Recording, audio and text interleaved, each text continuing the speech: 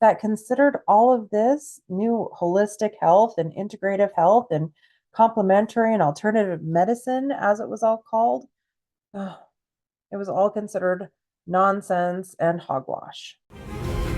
Distant shadows on the water, war cry erupts, steel clash sounding hotter. Viking drums pound, heartbeats quicken in the night. Call of the ravens, signal for the fight. This is sweet, this marching, no retreat. Thundering steps, war drums say carry beat. Blood on the field, rolling from the bow. Stories told, the firelight, legends growing old. Ravens calling for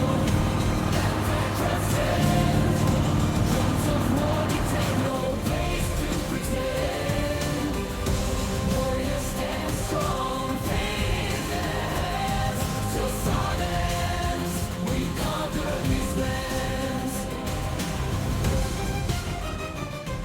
Welcome back to the third part of this three-part series where I dive deep into my study.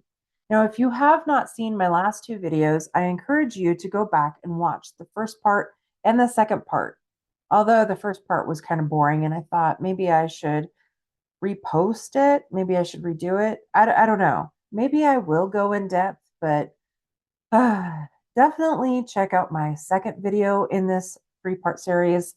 It will explain a lot. Now, I go into the impact of a virtual ketogenic support group on the self-efficacy and adherence to the ketogenic lifestyle. And my study is the first study that I know of, and I checked, that describes and defines the ketogenic lifestyle. And I had to pick a subject group. So I picked adults at risk of developing prediabetes.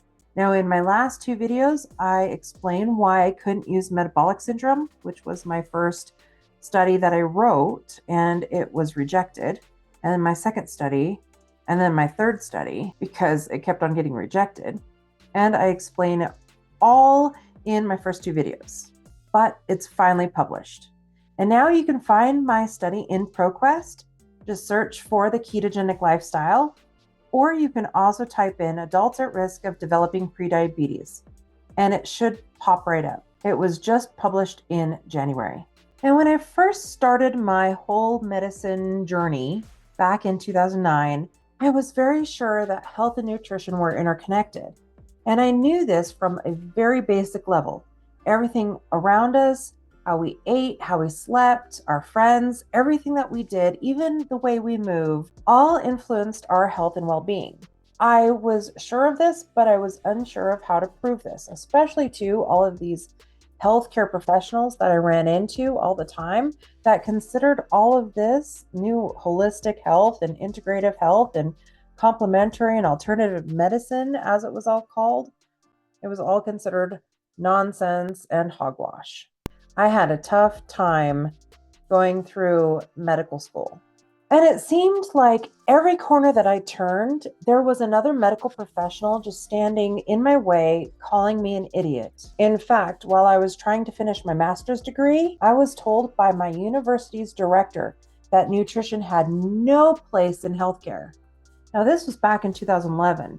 But if you can just imagine, I was frustrated and I was constantly reminded over and over and over again that the standard treatment of care was pharmaceuticals and that all other healing modalities were considered pseudoscience. Now, these are healing modalities that I had been trained in and that I had learned, such as yoga, Ayurveda, Chinese medicine, all of these different types of healthcare, mind-body medicine treatments, holistic care, complementary and alternative medicine. It was very difficult to go into the healthcare field and being told that none of it worked. And at this time, many of these diseases that everybody experiences along the way, especially metabolic diseases, were not well understood. And because of most of these metabolic diseases were classified as distinct and unrelated hereditary conditions, all of these health professionals assumed that these conditions were unavoidable and inevitably permanent. Up to that point in our healthcare system, pharmaceuticals merely managed the symptoms, and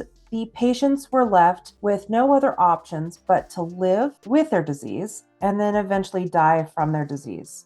And of course, now we're in 2026, when the lid got blown off of this whole paradigm and things hit the fan, if you know what I mean. So 2 years ago, I started writing my dissertation on hyperinsulinemia and metabolic comorbidities and all of these various metabolic diseases. And we now know for a matter of fact that hyperinsulinemia is a fundamental driver in the development of these metabolic diseases. And guess what? Proper nutrition, imagine that, plays an invaluable role in the prevention and the reversal of these diseases. And yes, I did say reversal of these diseases. There is absolutely no question that these diseases can be reversed. These diseases include hypertension, hyperlipidemia, PCOS, cardiovascular disease, chronic kidney disease, and non-alcoholic fatty liver disease, which is now called metabolic associated fatty liver disease. And in the most recent evidence, it suggests that proper nutrition aids in the reversal of other metabolic comorbidities and inflammatory subcomorbidities such as cognitive decline, degenerative joint disease,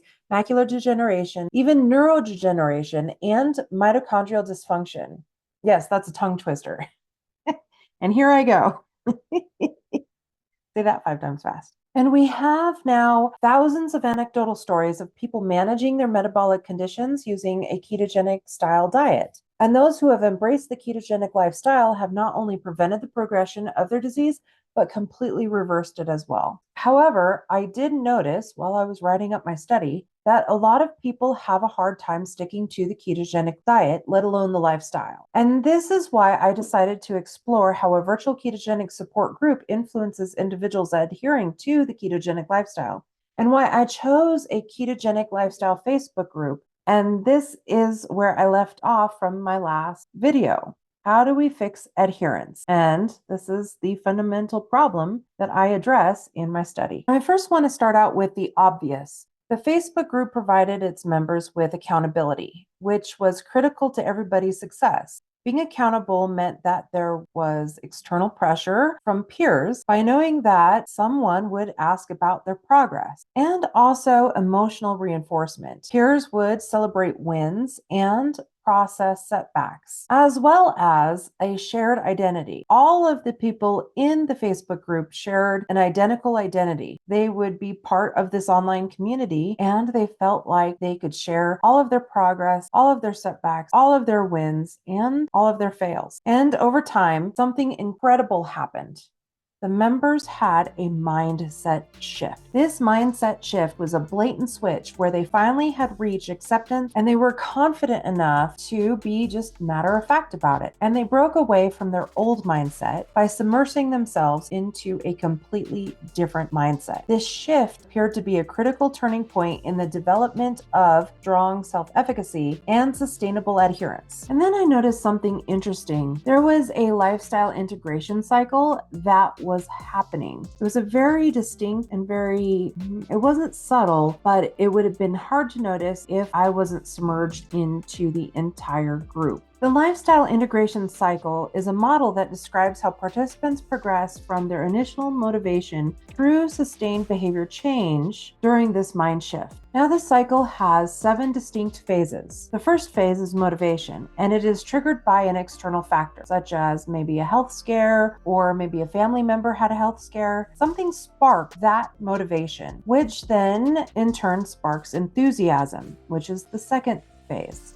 The second phase actually is about enthusiasm with this change, and this then initiates the behavior change. I identify enthusiasm because without enthusiasm, behavior change does not exist. Now, behavior change is just simply doing deliberate things to get things done deliberately. It sounds so simple, right? Like ordering an omelet instead of pancakes at a restaurant, or maybe packing a lunch instead of ordering something to go. And after a while, these changes form patterns. These are behaviors that become habitual, like having an omelet for breakfast every single morning, or maybe packing a keto lunch every single day, and maybe cooking a keto dinner instead of ordering takeout in the evening. And doing all of these repeatedly eventually forms a cluster of habits. I just want to point out that meal prepping, meal planning, reading nutrition labels, and navigating social situations are all skills that somebody has to learn to form these cluster of habits. And they all work synergistically to finally create routines. And routines over time finally solidify into normal daily life. And they're all driven by internal factors of change. Now, this cycle is reinforced by motivating triggers. These motivating triggers include achieving success, achieving weight loss, recognition from peers, or maybe just improved health markers overall. But these can also be disrupted by demotivating triggers, such as not seeing any progress over time, maybe being impacted by a stressful situation, maybe feeling overwhelmed, or encountering a negative influence. This is where I wanted to measure if the support group enhanced individuals' ability to plan and execute actions that help them to overcome these obstacles to accomplish their goals. That is when I discovered Albert Bandura's work on self-efficacy, and I talked a little bit about it in my last video.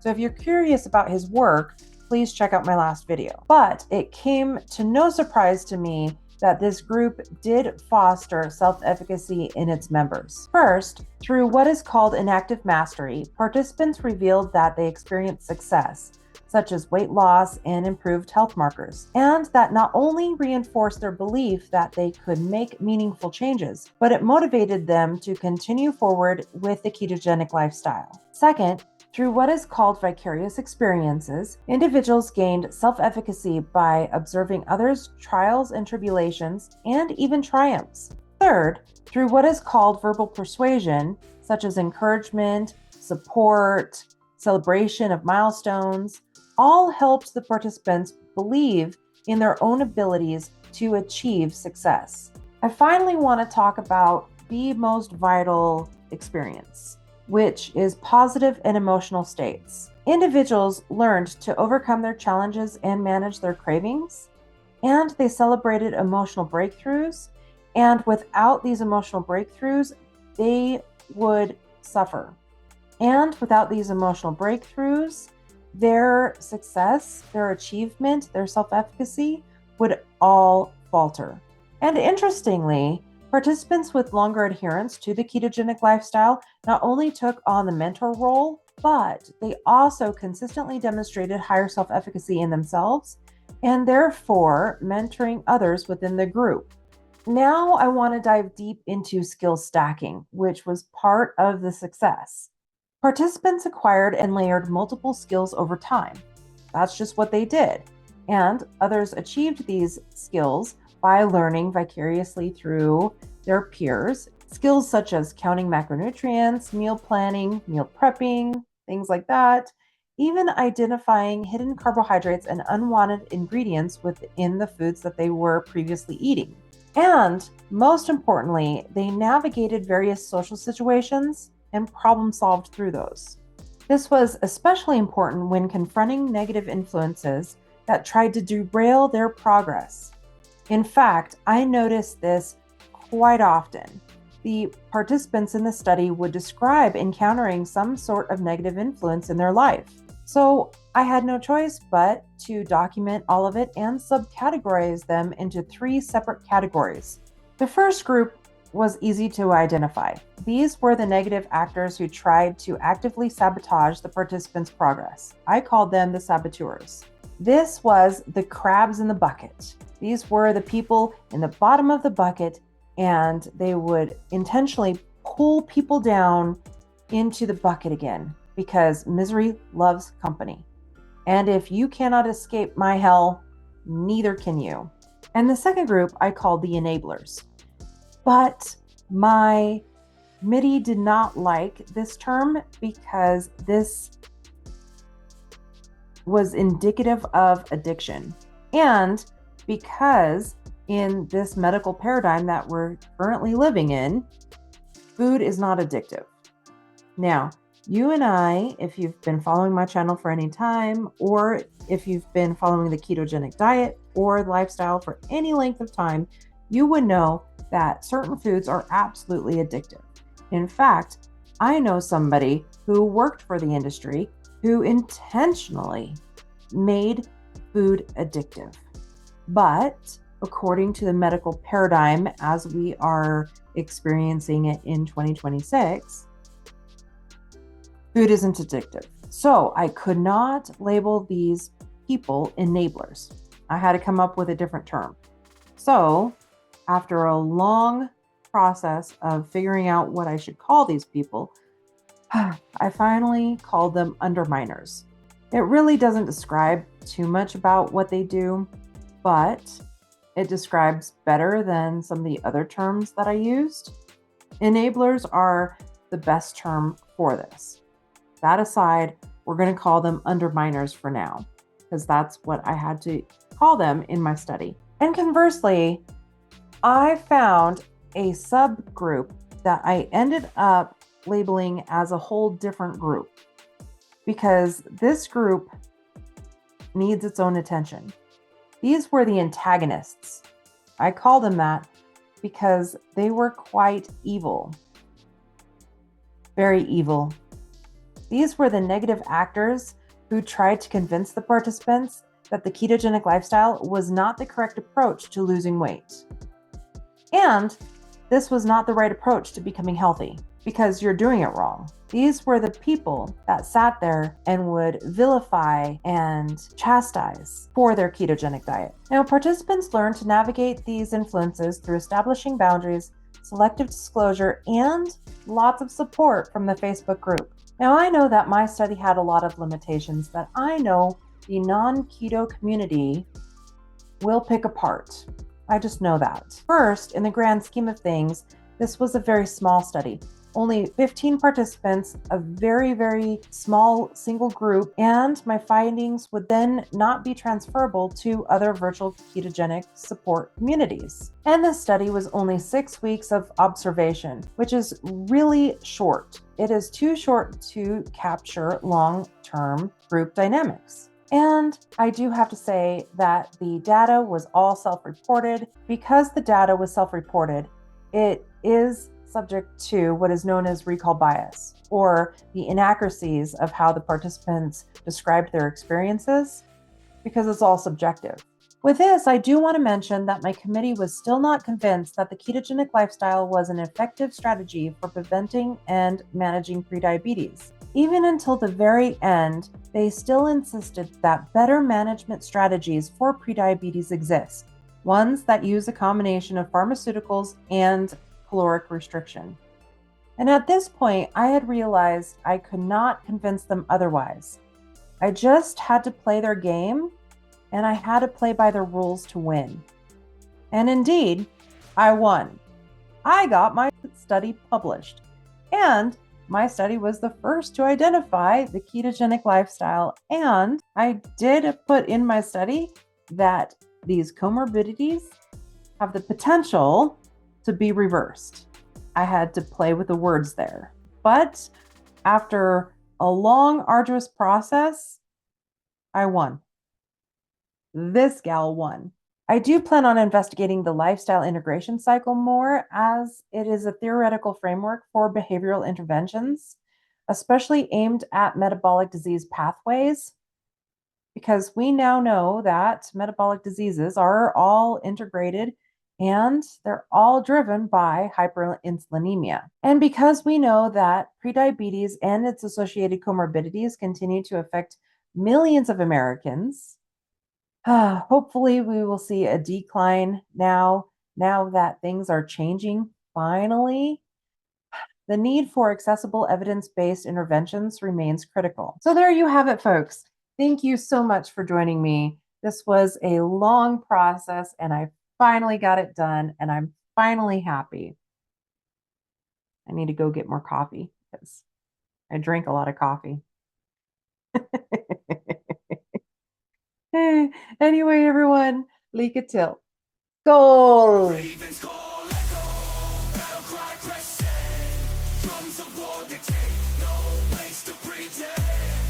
War is stand strong, faith in their hands. Till saga ends, we conquer these lands.